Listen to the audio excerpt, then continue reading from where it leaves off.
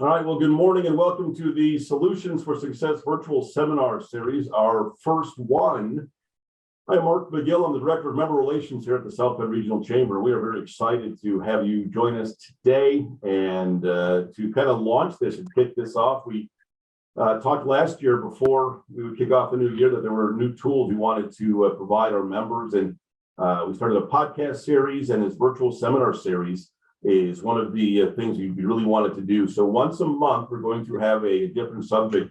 We have 1,300 members here at the Chamber, but the majority of our members are between 1 and 50 employees. And so we realized that if you're a small business, which is our bread and butter, that's really what we strive to, who we strive to work for and advocate for here at the Chamber. You may not have a complete marketing department or an IT department or financial services department or HR department. And so every month we are going to provide a virtual seminar series to kind of touch on some of those subjects and really help you out as a small business. So today we have using data to drive your marketing decisions. The great folks from the basement are with us today. It's a advertising agency out of the Indy market. We'll introduce you to those folks here, Todd and Katie, in just a minute.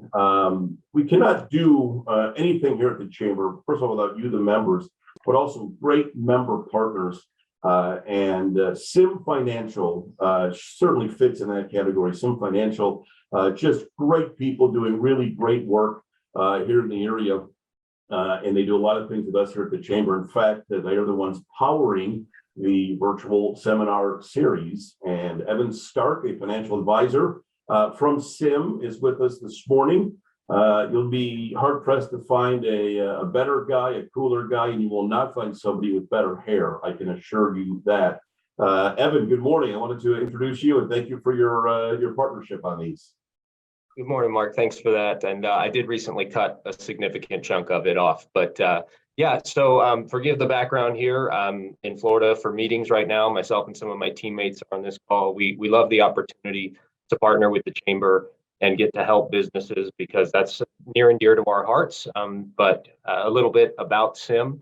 We're a 50-year-old independent fiduciary financial services firm. So we do a lot of financial planning. We have a deep bench of 70 or so professionals with about every kind of alphabet back of their names you could ask for. So if it has to do with finances, insurance, taxes, investing, estate planning, all kinds of stuff around that, we've got somebody who either knows the answer or knows somebody who does. And we love getting to alongside people, bring some confidence, some clarity, some peace where things might be a little uncertain. So we're happy to be able to partner with the Chamber to help bring the insights that we don't have to small businesses through other awesome members. So we appreciate the opportunity. Thank you for being here and for learning alongside us. Yeah, Thanks, Evan, again, I know you're, as you mentioned, on a business trip. And what did you say you've been in how many states and how many days?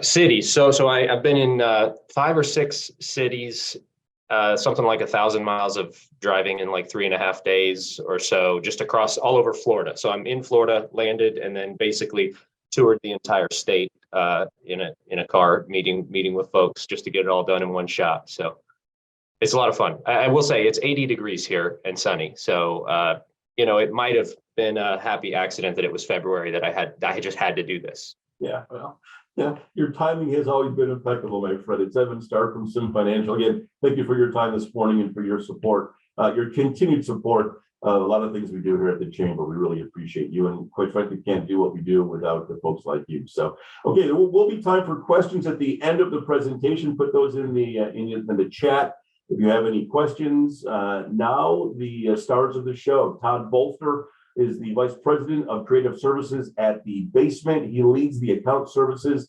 and business development teams. He's been there 12 years at the agency. He's brought in and worked with over 100 new clients, really small things though. Todd doesn't think big, small clients like Caterpillar, the NCAA, NASPA, Verizon, IU, Simon, and Visit South Bend Mishawaka. So Todd obviously knows what he's doing, and we're honored to have him here today. He's joined by a superwoman in the blue glasses, Katie Utkin. She's an account executive at the base, but again, that's an ad agency based down in Indy. Her account responsibilities primarily include tourism, entertainment, and higher education clients. She previously worked for Hamilton County Tourism as the marketing and communications manager, where she oversaw all social media, digital marketing, and public relations efforts.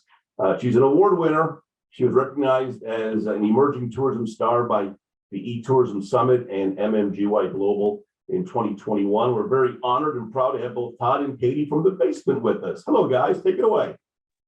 Thanks, Mark. I'm really happy to be here. My connection to South Bend, my paternal grandfather was stationed there in 42 as he finished some of his Navy training before going off to the South Pacific in World War II. And we're big fans. Katie and I are the president and vice president of the Jake Brown fan club, respectively. So Mark and Evan, I think Jake has some competition for best hair in South Bend. That might need to be, Evan, do you do 360-degree videos of your haircuts that you post on Instagram, or is that just Jake? I'm going to go ahead and cede that championship to Jake. Something in the water in South Bend, I hear. So I'm not a contender. Yeah, best hair in the state of Indiana. I like it. We're really happy to be here, and we've got some content prepared here, and then want to make sure we have plenty of time at the end for questions. Happy to answer anything that comes up. So if we jump in, we wanted to give a little bit of background. It's helpful to know who you're hearing from today. Why should you listen to us? So we included, Mark gave a great intro. Thank you, Mark. We included some of our clients just as an example here on the slide that follows this one. But first, what do we do? What is the basement? We get a lot of questions for the name. And years ago, we had a fire in our building, and the firefighters kept running around trying to find the basement. And at that time, we were on the second floor. So it produced a little bit of confusion. We kept telling them up the stairs, and they'd say, no, we're looking for the basement. We said, we know. It's on the second floor. But this is what we do. The agency started 16 years ago, really as a branding and animation shop. The owner wanted to work for Pixar, but didn't want to move out of Indiana. And so he started his own animation studio. And since then, we've added a lot of data science, media buying, and PR services. So today we consider ourselves a full service integrated agency. So we have some experience in what we're talking about today for sure. Mark mentioned a few of the clients. We intentionally have a pretty diverse set industry-wise.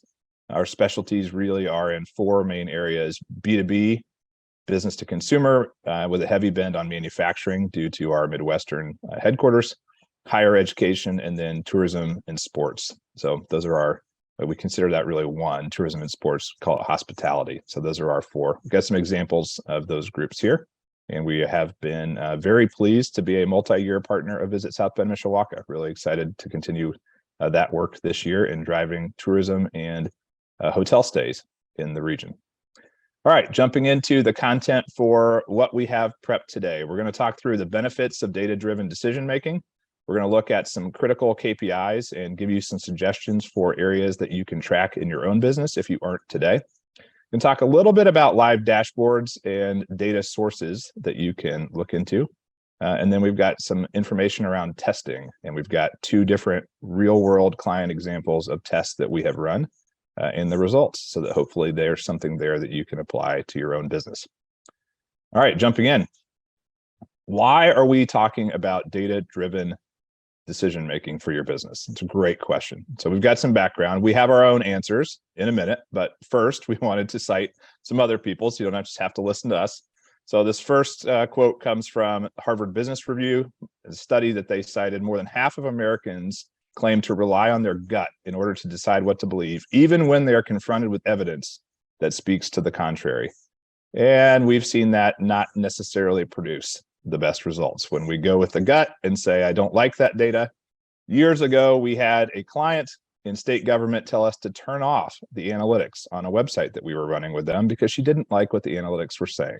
And so she'd rather have no data than data that she didn't like. And we, for the record, do not recommend that strategy as an approach to your business. Number two here, according to a survey of more than 1,000 senior executives conducted by PwC, the accounting firm, highly data-driven organizations are 3 times more likely to report significant improvements in decision-making compared to those who rely less on data. So it's important, and we're not the only ones that think so. Have a question for you on the next slide. What do grapefruit, mortgage applications, and cocaine use have in common? They are 3 real-world examples of client triggers that we work with. We found in the real world that not on the same client, thankfully, and hopefully you're not doing cocaine before you apply for your mortgage. We also don't recommend that approach, for the record. But in each case, we have found that that is the trigger for an audience we work with. And for cocaine use, we're not talking about a cartel. In that instance, we're talking about a client that we work with that helps students with addiction issues.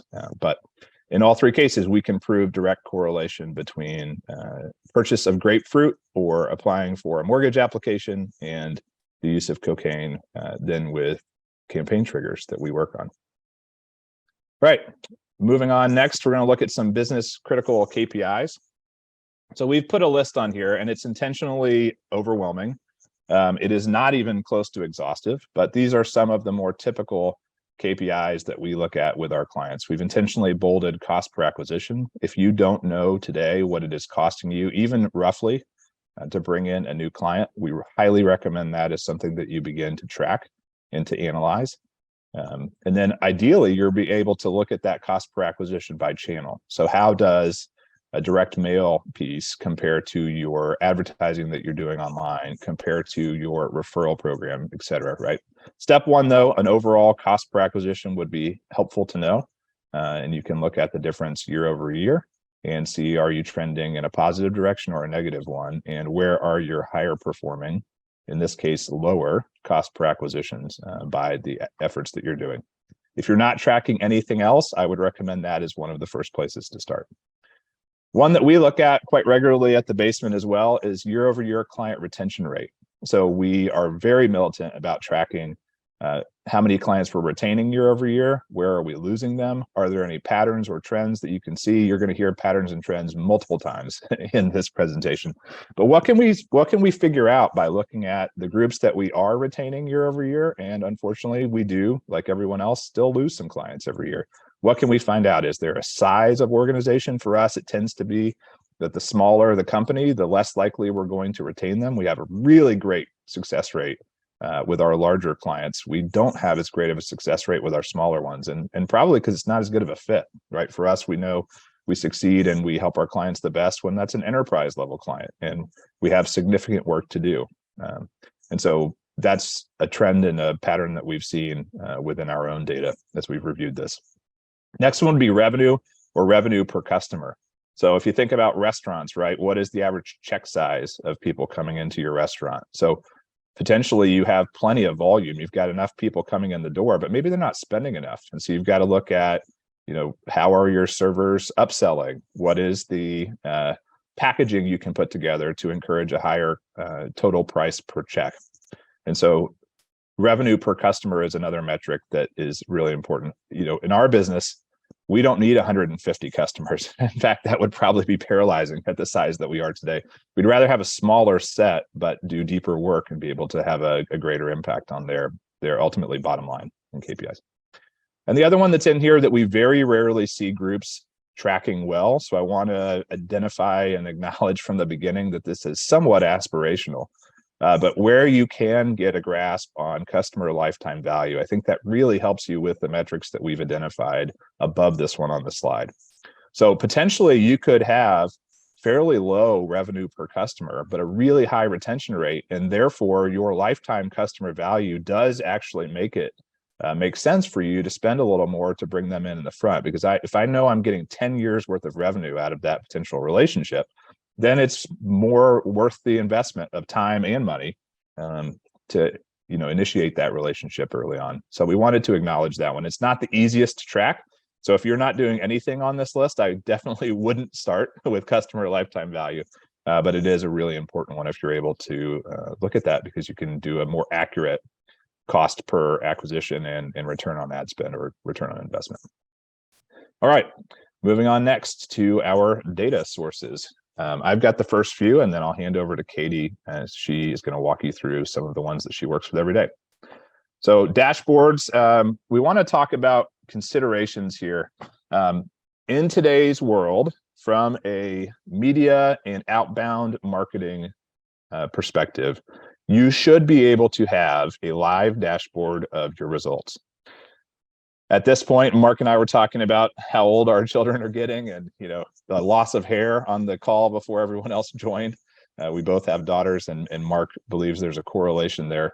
I can't say he's wrong. I would say parenting in general has cost me my hair, less about the gender of my children, but more being a parent. But when I started my career many years ago, it was pretty difficult to have a live dashboard of results. That was still aspirational for us as marketers. But today it's pretty commonplace. And so if you're still living in a world where you have to wait for someone else to aggregate the data and email you a PDF, I would encourage you to look at some different options. There are a lot more low cost even opportunities to get that data piped in on a regular basis. But this is a sliding scale here of considerations for us. There's a spectrum for each of these that you need to think through. First one's ease of setup and management. Some of them are very difficult to set up and extremely expensive. And so if you're going to go down that path, then ideally there's some kind of outcome that you're looking for that's worth it, right? So if you're looking at investing in a Salesforce, Datorama license or Tableau or some of the more involved and robust dashboard opportunities, it's going to be expensive and it's going to take you a while, right? We have a healthcare client who's working through a large scale implementation of Microsoft Power BI and Dynamics for their CRM and reporting, and that's a very expensive and lengthy journey. It makes sense for them based on patient volume, but I can't say that I recommend that for the majority of small businesses. Next would be data security. So even with reputable partners that you work with, you want to ask questions up front about how accessible that data is. Ideally, you're tracking really critical information for your business. You've got KPIs, you've got visibility into some pretty sensitive information, and we want to make sure that's not available to the general public. And so interestingly, we found with some of our partners, that information was accessible publicly, and it wasn't password protected. It wasn't locked down behind some of the information security controls that your accounting firm and or your legal partners would want it to be. And so make sure, please, when you're doing your upfront diligence work, that you're asking a lot of questions about how accessible that information is. Customization and adaptation are important here.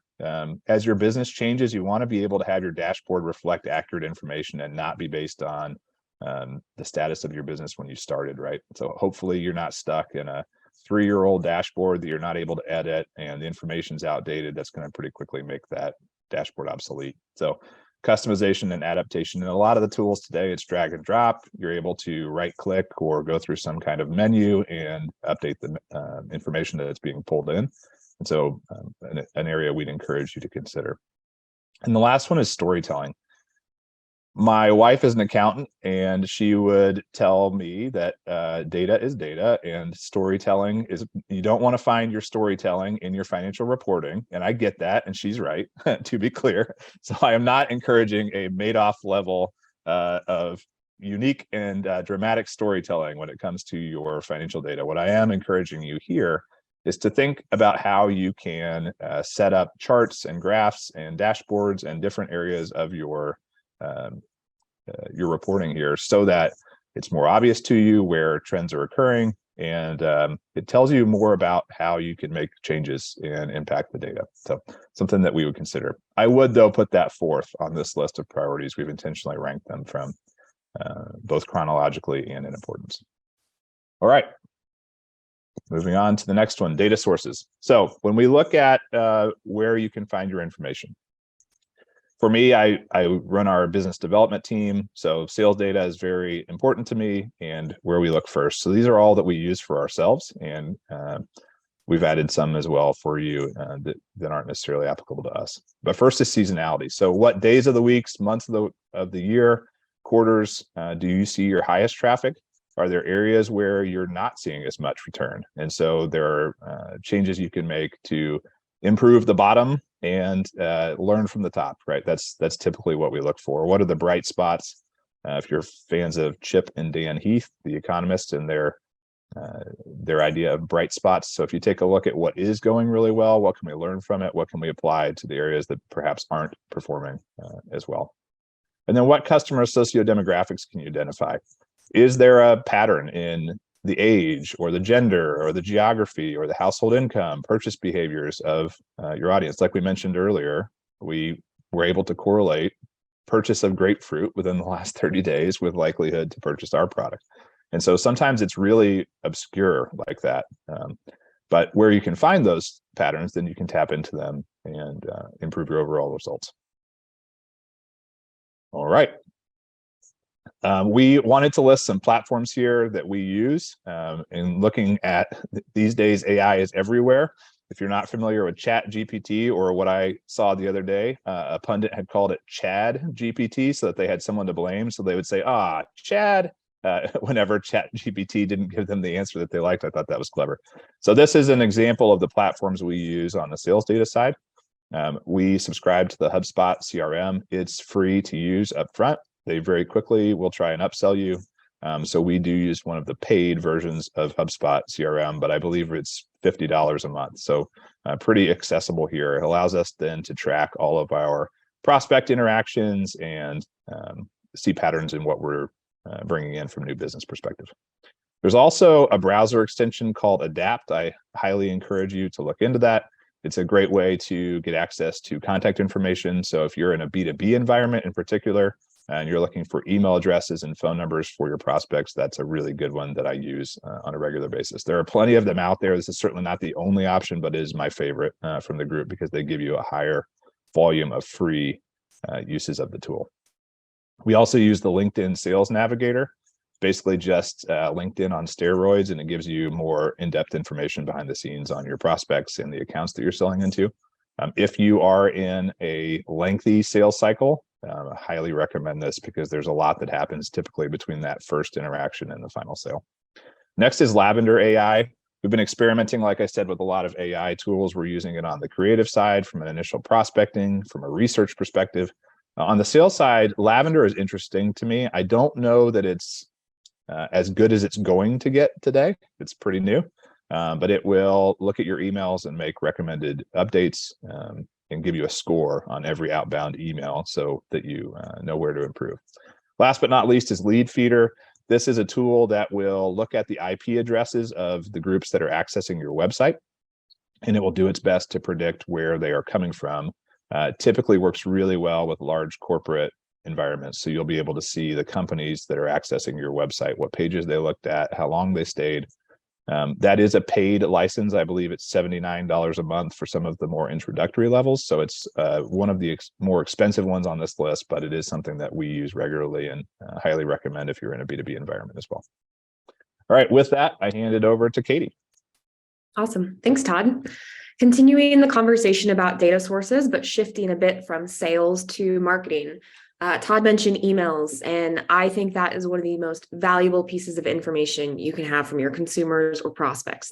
Most people, myself included, have one personal email address that I use for everything across the internet. That's my login for my social media platforms, Netflix, Hulu, bank account, you name it. And so that makes it easier to find a consumer across the internet. As creepy as that may sound as a marketer, it's an exciting opportunity to retarget your consumer where they live and play on the internet. So one example is if you have an email subscriber list, try uploading that to Facebook, and the platform will find those consumers a one-to-one match on Facebook if they use the same email address. Of course, there's been some privacy restrictions the past few years, but it's still worthwhile to see what a platform like Facebook can find for you. And then you can retarget those consumers with ads about your business and have just another consumer touch point in your marketing journey. I encourage businesses to always think about ways to grow and expand your email list. So how are you encouraging people to sign up for your email newsletter? If you're a brick and mortar store, do you have in-store signage encouraging people to sign up for the latest news and offers? Is there a pop-up notification on your website? Do you frequently have giveaways for your services or goods that encourage people to sign up for your emails? But then also you want to make sure that you update that list regularly. So we recommend scrubbing or cleaning your email subscriber list on a regular basis. Annually is, I think, a good rule of thumb. If you have a list of 10,000 email subscribers, what good is it if 9,000 of those folks are no longer interested in what you have to offer? Maybe they signed up for your emails in a different season of life when they needed your services, or maybe they've since moved away from the South Bend area, for example, if you're based there. Create an opt-in opportunity each year to make sure that your email subscribers are engaged. They want to continue to receive your communications. And this will in turn keep your open rate high and make sure that you're delivering high value content to the people that you want to receive that. The holy grail of data sources for me as a marketer is Google Analytics. So Google Analytics is a free data tool that can be installed on any website easily.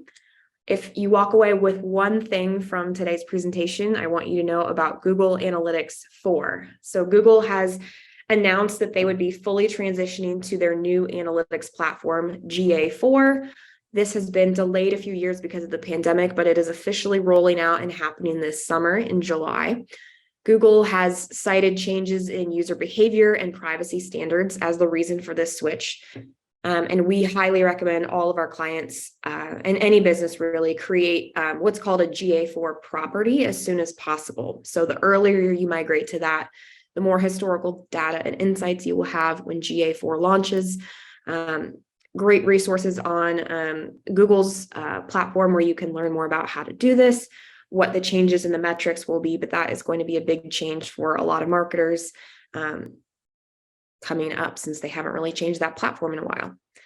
There's a lot of information in Google Analytics and it's overwhelming at times. I always recommend taking advantage of their free trainings and certifications if you'd like to learn more. I've highlighted a few of the go-to things I looked at in my previous job when I was in Google Analytics on a daily basis. So I wanted to know who is my website audience. Looking at audience demographics, you can see their age, their gender, their geolocation at a state perspective, or even a city or metro area. How are they getting to the website? So within acquisition, you can see the channels and the sources. So are people coming from a referral from another site? Are they directly typing your URL into their search browser? Great to see how they're finding about your business and getting to your website. And then finally, for me, probably the most important was behavior and site content. This gives you a list of what pages and content people are accessing. What is the top viewed page on your website? It's great if you have an e-commerce side to your business to see shopping cart history. Are people getting to the point where they're getting to a thank you page and making a conversion? So these are just some of the things I like to highlight, but there's a true treasure trove of data to be had in Google Analytics. So wanted to show a couple client examples. So one of the clients we work with is Schlage. They produce door hardware, levers, all the fun stuff you've probably seen in Lowe's or Home Depot. And this is an example of some small tweaks that we A/B tested for them that had some great results in conversions. So looking at the top versus the bottom here, you'll notice a couple differences that really had an impact for the client. So first, the headline in the original was a smarter way in, and we changed that to be the exact title of the product, Schlage Sense Smart Deadbolt. And changing that headline, we A/B tested it, produced a 40% increase in conversion. So we were more direct with exactly what the product is. You also notice the call to action. This is a lot more subtle, but it still says view Schlage Sense. But in the top example, it's all in black text. There's a small arrow. The bottom, it is now in the branded Schlage blue in a call to action box. Changing that increased their conversions by another 35%. So by looking at these two examples on your own, there's no way to really know which would have performed better and if those changes would have made a difference. But by A/B testing and getting the data behind it, we knew that the changes in the bottom example really drove results for Schlage.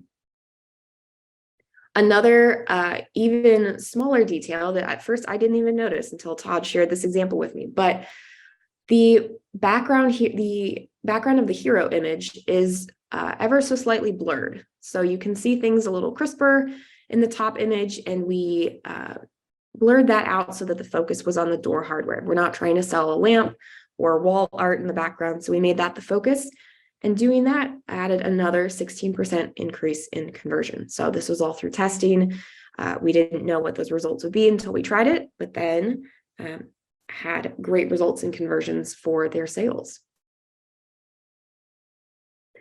In my last job, I mentioned that I worked in social media, and I think it's important to remember that there is insights and analytics available by platform that you can access. So if your business is on Facebook, on LinkedIn, on Instagram, they all have their own insights and analytics platforms that you can look into.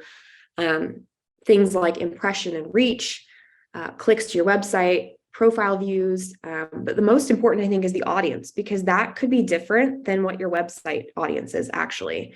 The age and gender and geo could vary. So if you think of an emerging platform like TikTok, that's going to be more of the under 25 crowd in terms of demographics, whereas Facebook tends to skew more middle-aged or older than that. So you can then use that data to plan out your content and figure out what's resonating with them, because what is going to appeal to an 18-year-old teenager on TikTok is not the same thing that's going to appeal to a 45-year-old suburban woman using Facebook. So don't assume that everyone follows you on every platform, and that it's the same audience that you're speaking to on each of your platforms. So always lean into the data and the insights to inform your marketing decisions here.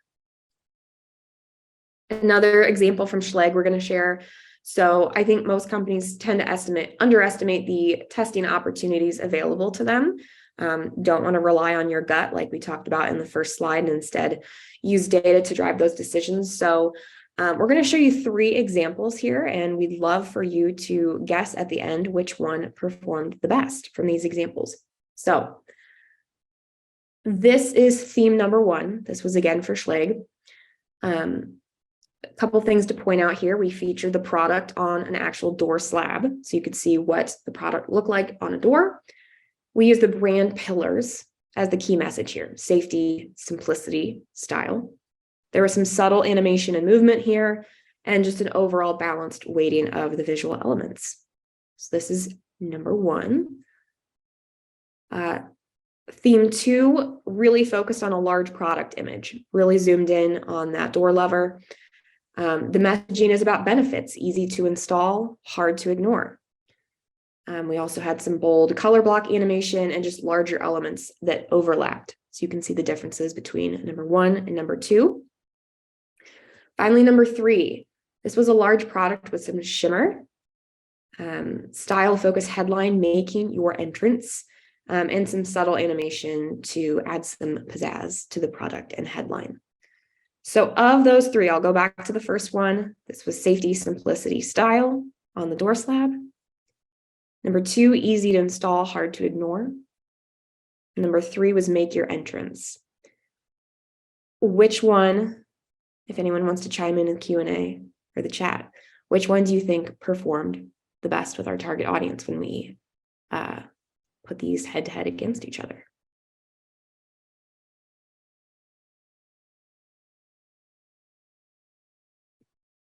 The answer is number 3.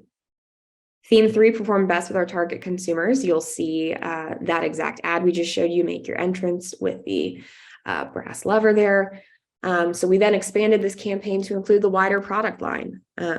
This surprised me the first time Todd showed me this. I remember he showed me these slides and I was like, I like number 1 better. It's showing it on a door slab. It's showing me what it is. But Todd, I can't remember if we ever figured out what it was in particular, if it's the shininess of the gold and the brass, but go ahead.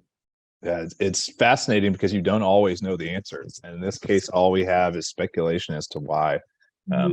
My gut would be that the brass did make an impact. I think the animation coming across played a factor here. But yeah, so now we did that test, to Katie's point, before we built the over 1,000 variations of the ad. Some of them you're seeing on the side there.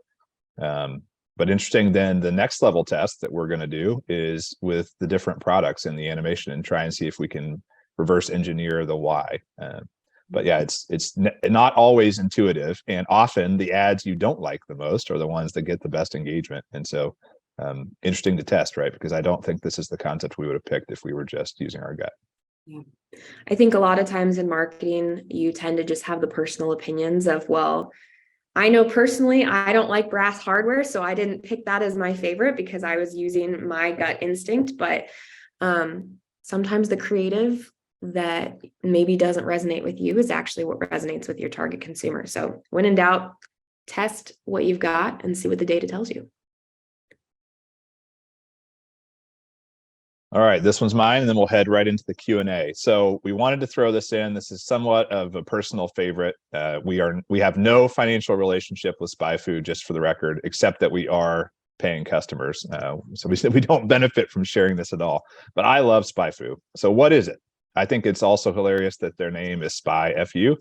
I might be reading too much into that, but it is a way to do research on your competitors. And so you can type in pretty much any URL into their field, and they will give you some information back about keywords, other websites that technically look like that one from a code perspective, overlaps with wording, how they're trending over time. And those are all the things that are available from the free license. If you get into the paid license, you get even more bells and whistles. So I highly recommend, if nothing else, go to spyfood.com, put in some of your competitive companies' URLs, and see where you overlap with them. That will cost you nothing but a few minutes. And I would caution you, the information, particularly on the free version, is directional. I don't know that I would take it literally. So sometimes they will say they can't find a paid campaign from a Google Ads perspective, and there is one, or you can go Google the same phrases and you get paid ads for that advertiser. So it's not necessarily literal. I wouldn't take this and start making budgetary decisions off of it. For example, oh, well, Spy Food told me that my competitor is spending $1,000 a month on Google Ads, so I should spend $1,000. That's not the benefit of this tool. I just want to put in a disclaimer, but it is really great from a free and or low cost opportunity to do some research on what your competitors are doing, particularly from an organic SEO and a keyword perspective on their URLs. So I don't know why this isn't more readily known, and so we are sharing this tool as our. Katie reminded you earlier, if you only take one thing away, it's GA4 is coming this summer, and so you need to get started if you have Google Analytics on your website. The number two thing we would recommend that you walk away with here is at least give SpyFu a look and see if you can't get some directional information on your competitors. With that, we wanted to say thank you and switch to the Q&A.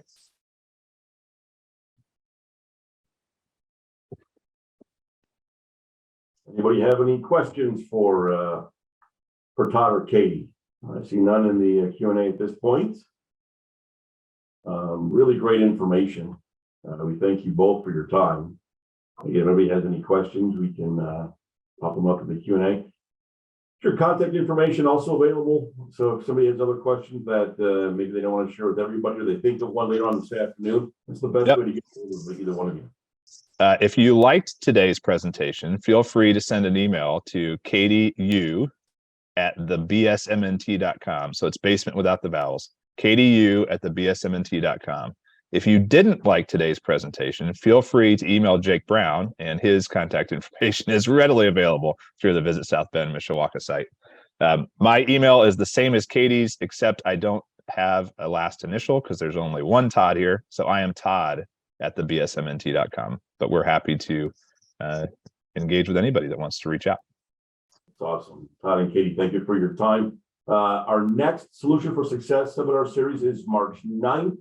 Again, these are just kind of designed to give you a 10,000-foot view of different things. In today's case, it was data marketing. If you are a small business, again, that's our bread and butter here at the Chamber. If you have something that you'd like to see a spotlight on a future seminar series, send me an email. Check it out, and we'd be happy to try to get that into our schedule. A little bit of housekeeping. The 17th, next Friday, is our next new member success orientation. If you're a new member, those are also virtual, about a half an hour, just kind of run through to help you maximize your membership. The 23rd, our big salute to business luncheon at the Century Center here downtown, about 1,000 people.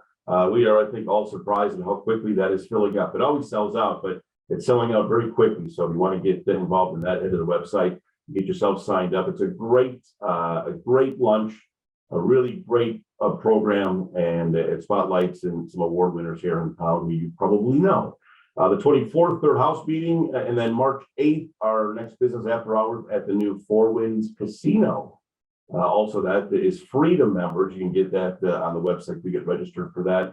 And of course, our podcast series is out. We've launched two. Our third one launches tomorrow. very proud of that. And you can get that wherever you get your podcast. So Todd and Katie, thank you again. Really appreciate it. Evan Stark from Sim Financial. Thank you, my friend. Safe travels, and thank you for your great partnership. Again, we can't do these seminar series without people like you. And so you are a huge supporter of the chamber, and we really appreciate you. Again, you've got Todd and Katie's information. Our website is sbrchamber.com. My contact info is there. Anything else we can do for you, please let us know. Thank you so much for your time today. Todd and Katie, thank you again. And we'll see you on March. By the way, retirement plan strategies for your business is the next solution for success seminar series with Todd Aikman from Sim Financial. So take care. Have a good afternoon. Thank you very much.